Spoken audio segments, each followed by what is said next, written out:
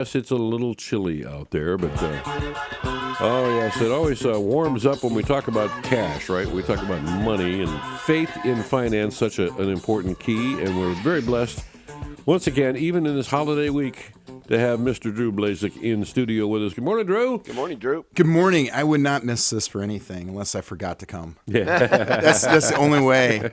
And that's only happened 3 times. That's So, right. come That's on. right. Yeah.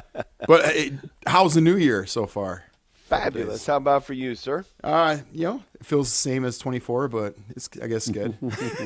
Not too much different, but It's a little shinier. other than a great Ohio State wins, Oh, I yeah. must brag on the radio, and I'm pretty excited about that. And so, Hey, look, a big Notre Dame win yesterday as Yeah. well. And people say, do you like Notre Dame? Well, I like my wife is a big fan of Notre Dame. But I also just dislike, bordering on hatred, any SEC team. I'm And the so same it was way. good to see that. My kids just asked me, they said, why do you always root against the SEC? I said, well, it's pretty much I root for the Big Ten besides Michigan. Yeah. And then I root against the SEC. So that's how it typically goes. But Yeah, it's been a lot of fun so far. Yeah, we just got to have Texas lose, and then it's all good. That's all we need. But so I got some stuff for us. Got some bad news, and I got some things that we should maybe make some New Year resolutions on our credit. Okay, let's So do that. defaults on the U.S. credit card loans, according to the Financial Times, have surged to their highest levels since 2010. Ouch. Indicating increase in financial strain amongst consumers, particularly those with lower incomes. So it's really affecting the lower 1/3 of income. In the last 9 months, lenders wrote off $46 billion in delinquent credit card loans, marking a 50% increase as compared to the same period. Whoa, what? A 50% increase? Yeah, when you look at the chart here, it is my at the highest level since 2010, and it's skyrocketing higher than 9 in 2011, which is pretty crazy.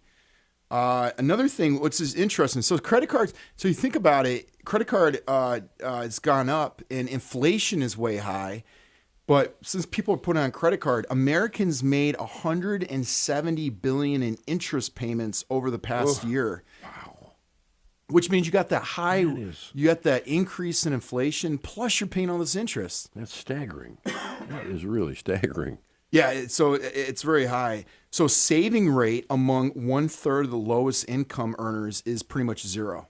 So no one's saving. And what they noticed since COVID is now we're getting a separation. Asset prices have increased, housing and Bitcoin, whatever you want to say. That means the wealthy are getting wealthier, and then the poor is going more into credit card debt, and they have zero saving.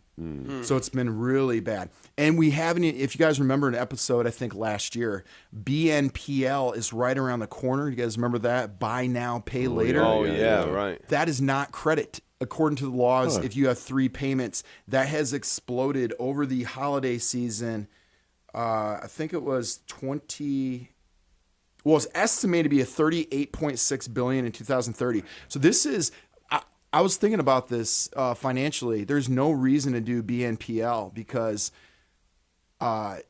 you got to pay it off the next 3 months, right? You have to do 3 payments. That means you want something today and you need to put it on credit for 3 payments, and you have to read what is going on with the if you're late one time. And they said about 22% of people are late on their BNPL payments. It was $18.5 billion over this 2024 Christmas season, which is pretty crazy. Wow. So, okay, here's some steps we can do, I think, in 2025 to become better at our financing. Number 1, budgeting and expense tracking. I think that's number 1. Track every dollar spent to identify unnecessary expenses, especially those when we have those subscriptions. We don't know how much we have. You have to look at that because that's really kind of sucking a lot out. Make sure we budget, allocate funds to savings and debt repayment before we start spending. Number 2, build emergency fund. If you can, have at least 3 to 6 months of essential expenses. So your mortgage, you'll feel more at peace. You'll feel much better than worrying about if something bad happens, you lose your job. You'd be happier with your family and stuff. Minimize credit card use. Now, here's the big thing. If you talk to Dave Ramsey, he says never use a credit card. Right. But I disagree with that. Never use a credit card if you don't have the funds, but you can get a lot of benefits with credit card. You can get 3 to 4% back, because you got to understand, when you go and buy a good at the store, they're charging you about 3 to 5% above what the price really is, because they have to pay off the credit card, the Visa and the MasterCard, even if you use a debit card, Right. So I highly recommend, if you're good with money, go to the credit card and say, I want to pay it off every single month, and get the benefit of either a flyer mileage. You can I was going to say, get those miles with the airlines too. So that's a big thing. Number 4, prioritize debt repayment. If you guys ever heard of the snowball method, you want to look at your debts and you want to pay off the smallest debt first, because psychologically that has a beneficial impact. If you have all this debt out there, start paying off the smaller ones and then be left with the big ones left, and then attack those. Another one that people really don't think about: increase your income. So how do you do that? You have your normal job. We all do. Think about skills you can learn on the side, and you can make a lot of money. With social media, there's so many opportunities to make extra money. And there's so many educational benefits where you can learn new skills at a very cheap rate. You don't have to go to school to learn finance. There's other methods.